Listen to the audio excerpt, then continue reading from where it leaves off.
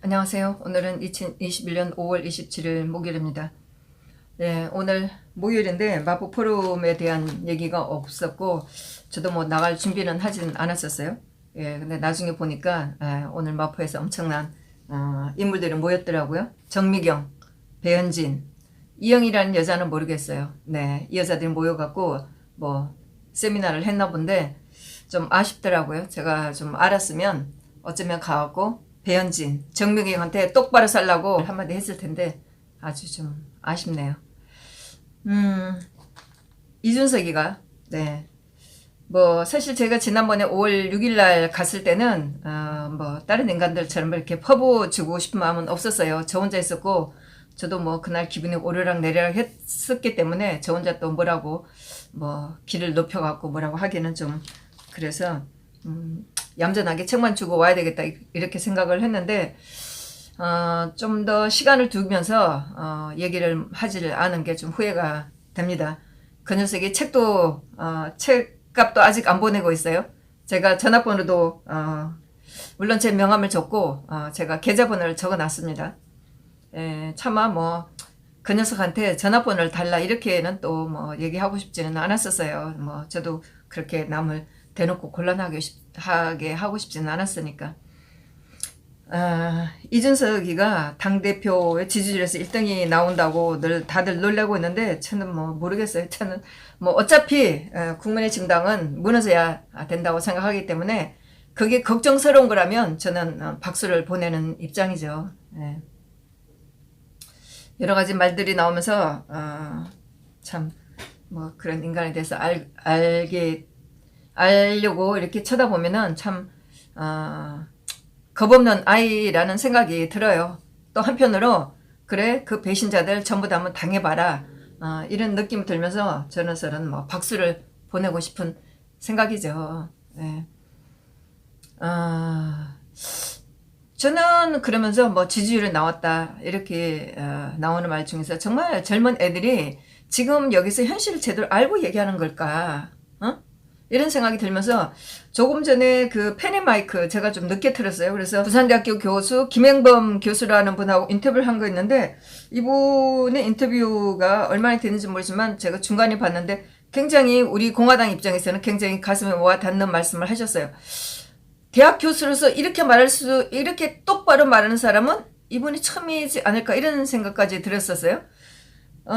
제가 마지막에 들은 얘기는 결국은 이준석이 이렇게 띄우는 그런 걸 보면서 이 탄핵한 사람들이 가치관이 제대로 없어서 좀 우왕좌왕하고 있다는 이런 느낌으로 제가 말씀을 드렸는데 굉장히 굉장히 올바른, 우리가 주장해왔던, 우리 공화당 입장에서 얘기해왔던 똑같은 말을 하셔서 이분 말씀을 다시 한번 제가 드려야 되겠다는 생각을 했고 또, 펜앤마이크 오늘 방송을 찾아서 김행범 부산대 교수 인터뷰 말씀을 한번 들어보세요. 지금 국민의힘당에서 일어나고 온 일들은 그 전에 제가 2017년도에 5구 대선 때 그때의 제 생각은 자한당은 곧 깨진다고 생각을 했어요. 왜냐하면 그네들은 가치관이 없기 때문에.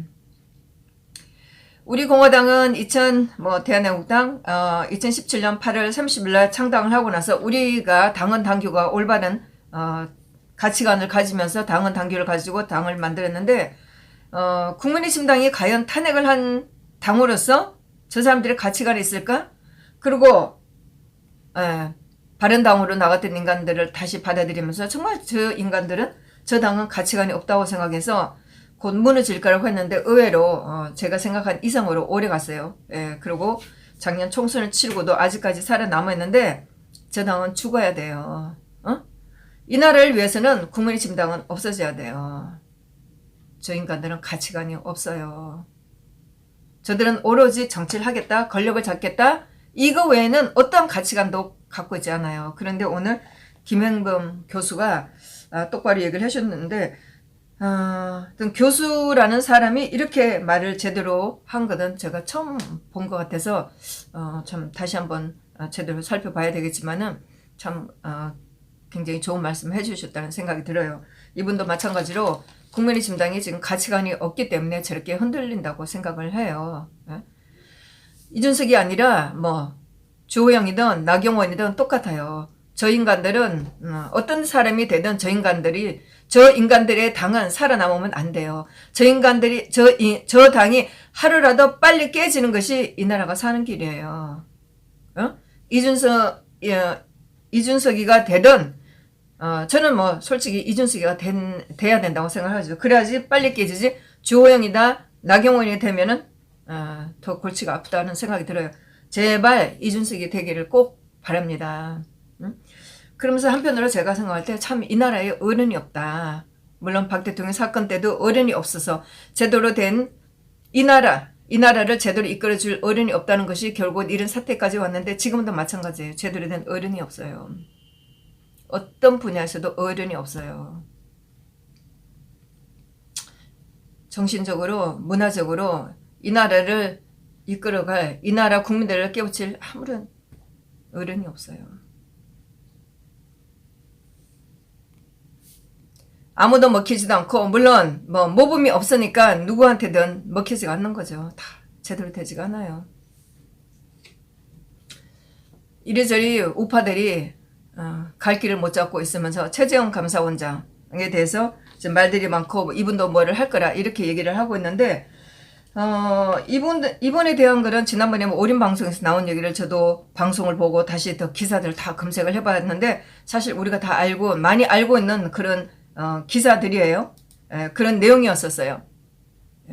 그런데도 아직도 이거를 뭐 제가 보니까 톡방에 제가 한번 홍광철에 대해서 이름을 제가 저도 올라온 걸 보고 제대로 정리를 안 해서 이름을 틀리게 쓴 게 있는데 제가 쓴 글이 좀 돌아다니고는 있더라고요. 근데 그분들도 마찬가지 많은 분들이 제 글을 그냥 옮겨 나르면서 확인을 하지 않고 올리더라고요. 물론 저는 그때 톡에 올라온 글을 보고 제가 정리를 해서 올렸지만은 사실 제가 다 확인을 하질 않았었어요. 그러나 곧바로 제가 그걸 다 확인하고 홍광철이 아니고 홍강철이라는 거 제가 정정해서 다시 올렸는데 제가 두 군데 톡방에 틀리게 올렸고 그 다음에는 다 홍강철로 틀리게 고쳐서 올렸는데 틀린 게 좀 돌아다니더라고요. 제가 이 최재형 판사가 했다는 고등법원에서 재판했다는 이 재판들 이 사람이 옛날에 재판했다는 좌파들을 풀어줬다는 무죄를 만들어줬다는 이 사실들을 제가 확인하면서 저는 재판에 다녔던 사람 입장에서 굉장히 강하게 충격으로 이 사건들을 받아들이게 되더라고요. 최재형 감사원장은 대권 후보가 아니라 정말 이 사람은 우리가 다시 언젠가는 정말 이 사람은 재판대에 세워야 될 사람이라는 생각까지 들어요. 정말 인권을 앞세워서 좌파들이 해왔던 좌파들이 행동했던 그런 거를 전부 다 무죄로 만든 사람이 최재형이라는 판사예요.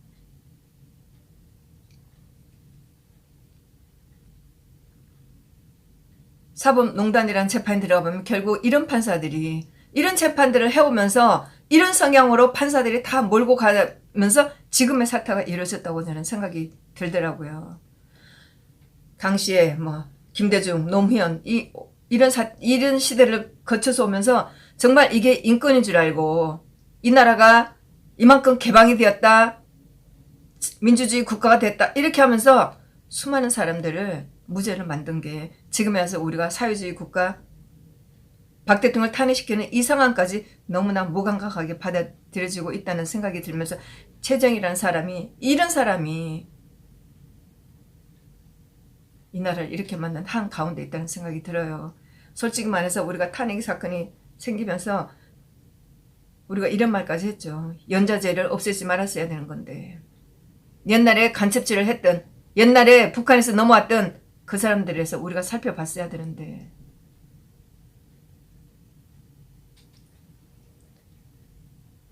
저는 뭐 저까지 이렇게 주장을 하고 싶지 않지만은 수많은 사람들의 이 사람들의 그 부모들의 태생 여기 대해서 우리가 의심을 하고 있어도 이게 밝혀지지가 않잖아요. 노무현 마찬가지고 김대중 마찬가지고 문재인 너무나 심각하게 이렇게 유튜브에서 그렇게 많이 떠들고 있어도 얘기를 하질 않아요.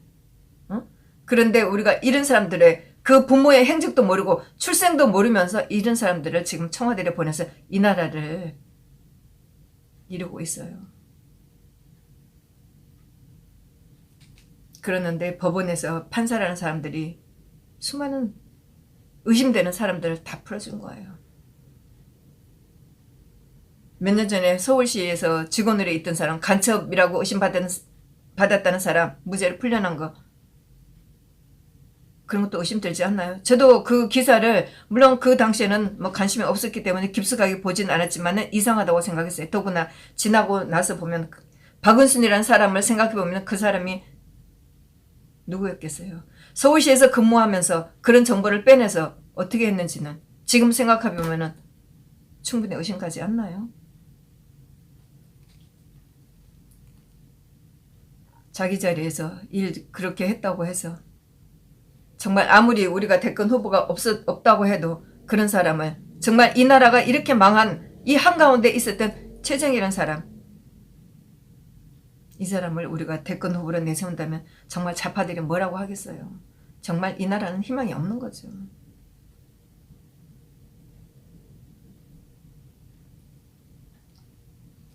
이렇게 우리나라가 너무나 이 좌파들한테 관대하게 해온, 인권이라는 미명하에 관대하게 해왔던 이 상황이 지금 나라가 이렇게 좀먹어 가도, 나라가 사회주의 국가로 가도, 사회주의 국가로 가는 단순히 우리가 유럽의 어느 나라처럼 이런 상황인지 모르지만 이 나라가 지금 두 나라로 나눠져 있으면서 어느 날 지금 북에서 호시탐탐 노리는 정은이한테 이 나라를 넘겨줄지도 모르는 이런 상황에서 사회주의 국가를 동경한다는 것이 말이 되는 말이냐고요.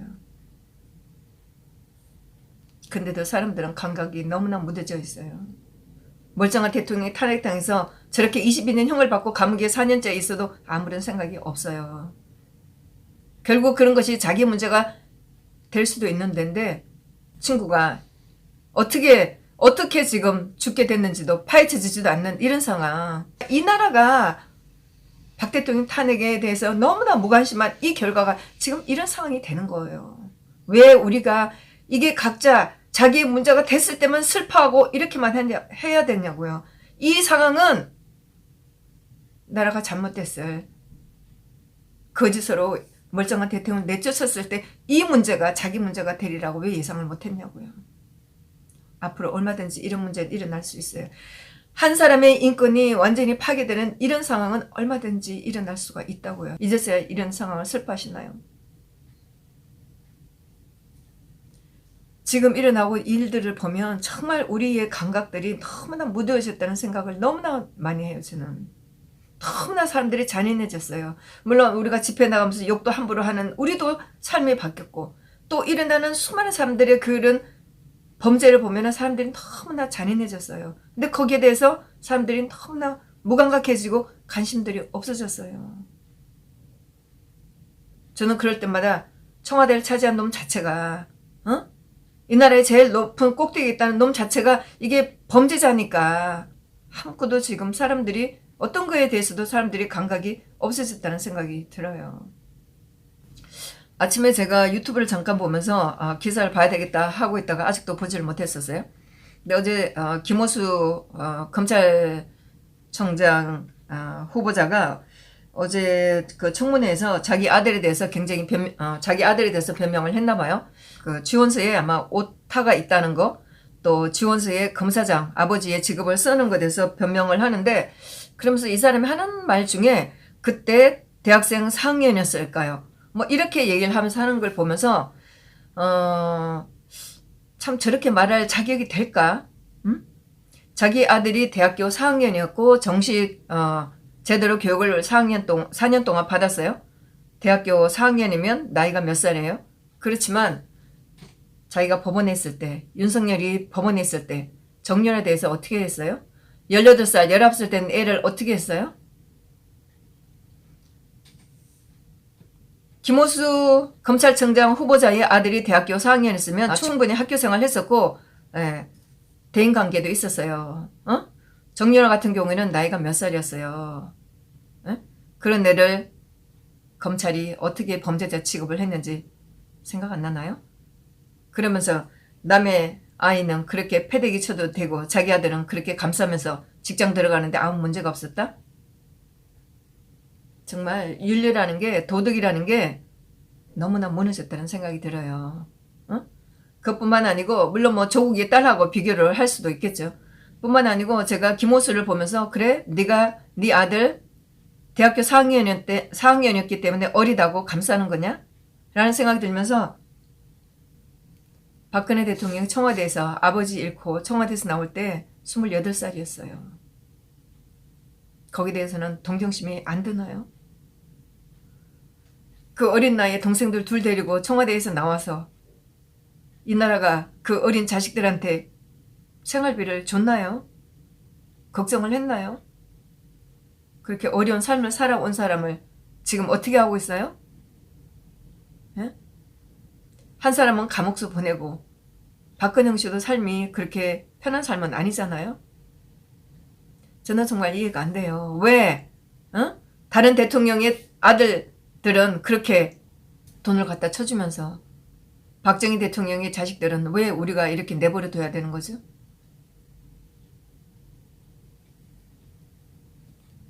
정말 모든 게 좌파들한테는 너무나 인정스럽고 우파들한테는 너무나 가혹한 거예요.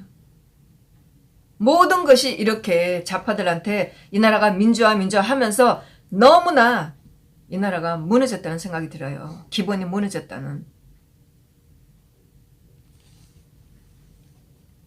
제가 왔다 갔다 하는 게 아니고 최재형 감사원장의 과거의 그 행적, 그런 재판들, 또 사법농단이라고 이루어지는 그런 재판들을 보면서 결국은 이 나라가 민주화라는 미명하에 모든 게 이렇게 무너졌구나. 응? 자기네들한테는 너무나 간대하고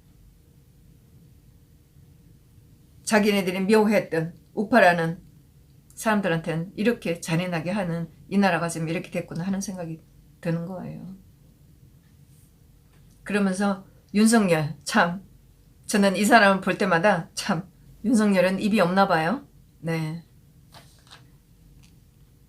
아니 어쩌면 벌써 정치를 하는지 모르겠어요. 전부 다 나오는 말이 남을 통해서 나오는 말이에요. 뭐 본인이 말 한 말은 뭐 한마디 밑도 끝도 없는 말 한마디 그런 거에 사람들은 언론들은 열광을 하고 있어요. 그러면서 나오는 말이 6월 6일 현충자에서 충남 현충자에서 공개 행보를 한다고 하는데 뭐 거기에서 뭐를 하는지 모르겠어요. 자기가 윤석열은 과연 충무군 이순신 장군하고 자기를 비교할 수가 있어요? 정말 이 나라가 개판이에요. 온갖 인간들이 자기가 무슨 다 영웅인 줄 알아요. 좋아요. 나오세요. 저는 솔직히 윤석열이가 그만둔다고 했을 때 속이 시원했다고 그럴까?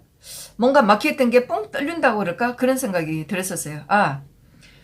2017년도 그 문재인이가 됐을 때는 그때는 참 답답했었어요. 과연 이게 뭘까? 이 뒤에는 뭐가 숨겨져 있을까?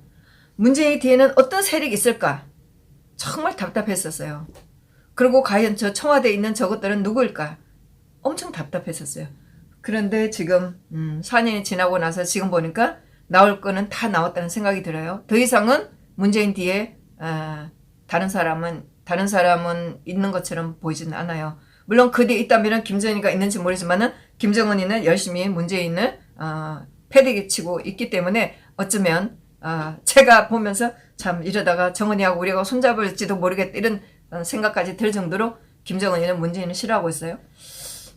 그래서 2017년도에 제가 굉장히 답답해했던 그런 그 답답함은 다 풀렸다고 봐요. 문재인 뒤에 누가 있을까 했지만 결국은 이제 다 드러났고 마지막에 윤석열이가 자기가 3월 4일날 그만둔다고 했을 때 그래? 이제 너구나 이런 생각이 들어서 이제 나올 거는 다 나왔구나 이런 생각이 들었었어요. 다 나와서 한번 이 나라를 끝까지 개패대기 한번 쳐보자고요. 그래서 이 나라는 바닥으로 떨어져야 돼요. 바닥으로 내려가야지만 다시 일어서지 지금은 아니에요. 윤석열이도 나오고 이준석이도 당을 접수하고 한번 해보자고요. 그래서 거기에 이준석이가 원하는 사람들을 끌어들여서 한번 이 나라를 개패듯이 한번 더 패보자고요. 박 대통령을 감옥에 보낸 게 다가 아니네요. 아직도 남았어요. 그러면서 지금 언론들은 우왕좌왕 박 대통령 탄핵에 앞장섰던 그 언론들은 지금 우왕좌왕. 가끔 제대로 된 칼럼이 나와요. 그럴 때마다 과연 저는 너들이 이런 칼럼을 쓸 자격이 되냐고 묻고 싶어요. 아직도 어느 언론도 탄핵을 잘못했다, 우리가 잘못했다라고 하는 언론이 없어요. 그래요? 그래, 한번 해보자고요. 끝까지 한번 이 나라를 패대기 쳐보자고요. 그래서 바닥까지 한번 내려가 보자고요. 제가 가끔 그래, 박 대통령이나 우리 공화당은 더 이상 잃을 게 없다. 어? 우리는 잃을 게 없기 때문에 어떤 상황이 와도 우리는 놀랄 일이 없어요. 우리는 지금 모든 걸 잃었다고 봐요. 그래? 우리가 4년 동안 싸워왔는데 조원진 대표나 우리 공화당을 이렇게 무시해? 그래? 우린 잃을 게 없다. 한번 해보자. 국민의 진당이든 윤석열이든 이준석이든 어떻게 되든 우리한테는 잃을 게 없기 때문에 그들한테 어떤 일이 일어나든 우리는 놀랄 게 하나도 없어요. 잃을 게 없으니까 보자고요. 더 내려가야 돼. 이 나라는 더 내려가야 돼요. 그래서 다시 시작해야 돼요. 어떤 상황이든 저한테는 놀랍지도 않고 그래 언젠가 이 바닥이 오나 저는 이걸 바랄 뿐이에요. 감사합니다.